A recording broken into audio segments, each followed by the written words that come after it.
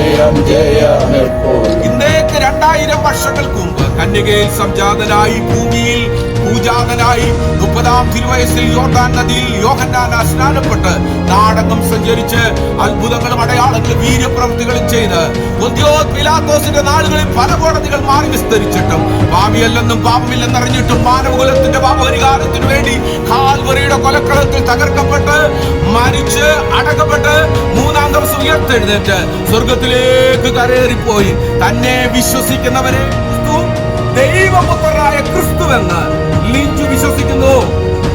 വിശ്വസിക്കുന്നവരെ സ്നാനപ്പെടുത്തണമെന്നുള്ളത് ദൈവവചനപ്രകാരവും ഇവിടെ സാക്ഷ്യവചനപ്രകാരവും ഞാൻ പിതാവിന്റെയും പുത്രന്റെയും പരിശുദ്ധാത്മാവിന്റെ നാമത്തിൽ സ്നാനപ്പെടുത്തുന്നു.